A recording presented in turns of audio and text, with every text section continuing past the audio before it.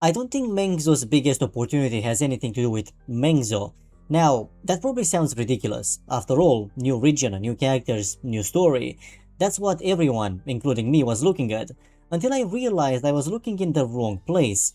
The part that actually interests me is what Mengzhou could mean for Wuthering Waves' main conflict, because for a while now, I had one major criticism of this game's story. And the strange thing is, I don't think I've been explaining it properly. I kept saying the conflict felt repetitive, but after reading a lot of your comments, I think I finally figured out why that explanation always felt incomplete. And weirdly enough, it has almost nothing to do with the conflict itself. The more I looked at everything Kuro showed during the 3.5 livestream, the more I kept coming back to the same thought. I don't think Mengzhou is just another region. Actually, I think it might be the biggest opportunity Wuthering Waves has had since launch. And the reason has nothing to do with the new characters, or the new city, or even the new story. It has to do with the main conflict. Now, if you've been watching this channel for a while, you probably already know this is the one criticism I keep coming back to whenever I talk about Wuthering Waves, even though it's still my favorite gacha game. But here's the funny thing, over the last few months, I've been reading a lot of your comments. Some people agreed with me, some people completely disagreed. And honestly, I think both sides accidentally helped me realize something. I don't think I've been explaining my own criticism very well. Because if I can't explain why something isn't working for me, then maybe I don't understand it as well as I thought. Now, whenever I said the conflict felt repetitive, someone would eventually ask, isn't that true for almost every long-running story? And yeah, they're right. Think about anime, think about fantasy novels, think about web novels. Some of them have enough chapters to qualify as a lifestyle. Most of them spend hundreds of chapters revolving around one central conflict. The heroes are still trying to stop the villain. The villain is still chasing the same goal. The overall objective barely changes. So why has that never bothered me? At first, I thought I already had the answer. Well, it's because those stories introduce new villains. Simple, except the more I sat with that explanation, the less convinced I became. Because plenty of stories introduce new villains and still feel repetitive. So clearly, that wasn't the real difference. I kept thinking about it for a while, trying to figure out why one recurring conflict keeps me completely invested while another slowly starts feeling predictable. And weirdly enough, the comparison that finally made everything click wasn't another game, it was chess. Think about two different chess matches. Both players are trying to do exactly the same thing, checkmate. That objective never changes, but in the first game, every few turns something important happens. A queen is sacrificed, a rook gets trapped, someone suddenly changes strategy because the entire board looks different than it did 5 minutes ago. The goal hasn't changed, but the state of the game has. Now imagine another match. The objective is still checkmate, but every few turns, both players move a pawn, nobody loses a major piece, nobody changes strategy, nobody is forced to rethink what they're doing. Technically, it's still chess, but after 20 moves, the board barely looks different. And that's when it finally clicked for me. I don't actually think my problem with Wuthering Waves is that it keeps returning to the same conflict. Most long-running stories do exactly that. The problem is that I rarely feel like the board itself has changed. We arrive in a new region, another crisis begins, another important member of the Fractsidus appears.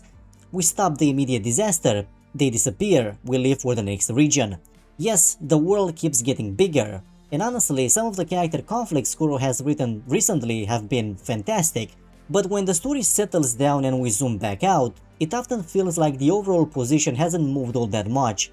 The Fractsidus are still working toward the same mysterious goal, we're still reacting to another phase of that plan, and by the time we leave the region, it rarely feels like the conflict itself has entered a completely new stage, which brings me back to Mengzhou. Because if there's ever been a moment where Wuthering Waves could finally change the board, I honestly think we're standing right in front of it. So, what would changing the board actually look like? Ironically, I don't think the answer starts with the Fractsidus. I think it starts with Huanglong, or more specifically, with where we're going next.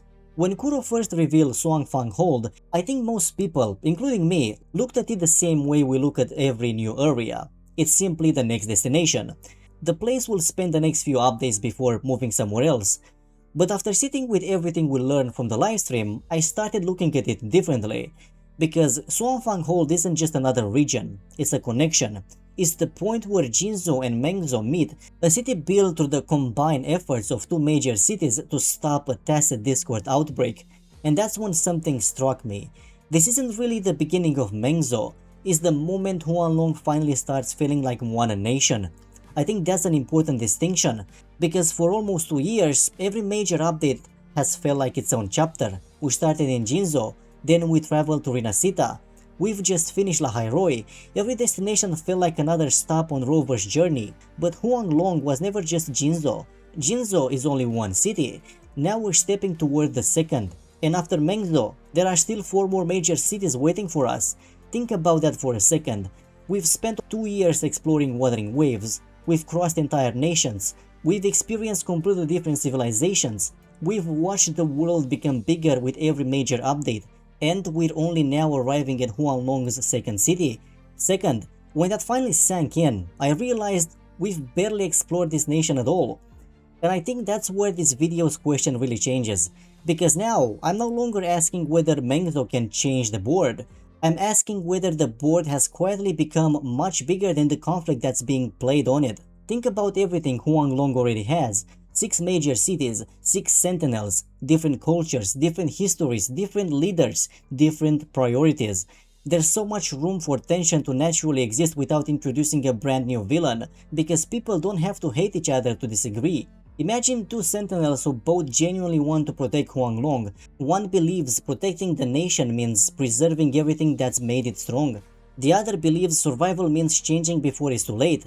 Neither one has to be evil, neither one has to secretly work for the Fractsidus. They are simply trying to protect the same nation in completely different ways.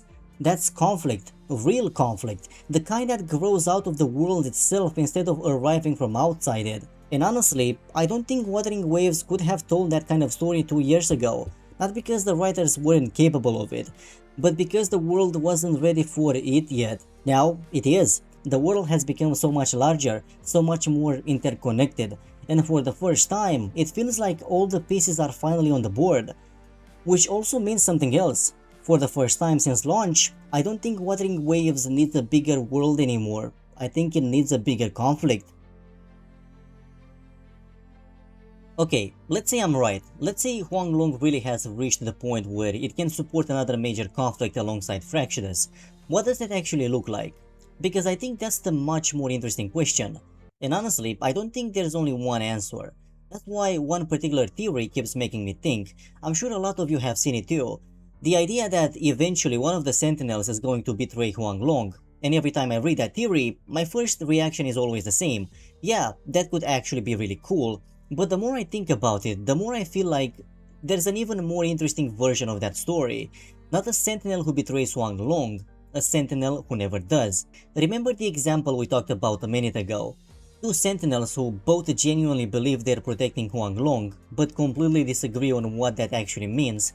Now imagine that disagreement doesn't end in one chapter. Imagine it becoming a conflict that slowly grows as we explore the rest of Huanglong. That's the version that really excites me, not because someone has to be right, but because both sides could be. And even if Kuro decides to tie one of the sentinels back to Fractsidus, I still think there's a stronger version of that story. Not a sentinel being manipulated, but a sentinel willingly choosing that side because they genuinely believe is the only way to save Huanglong. That wouldn't just create another boss fight, it would change Fractsidus themselves. Because until now, so much of their threat has come from manipulation.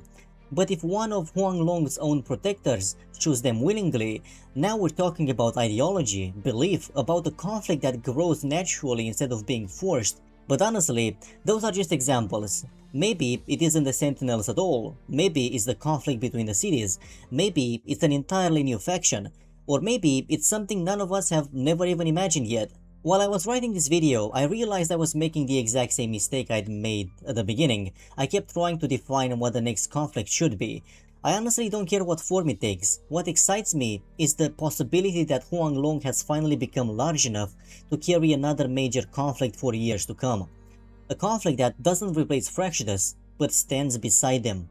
Because I actually think that's how you make Fractsidus stronger, not weaker. Imagine a Huanglong that's already dealing with its own long-term struggles. different cities pulling in different directions, different ideals competing with one another, different people believing they're doing the right thing. Fractsidus wouldn't need to create every crisis anymore.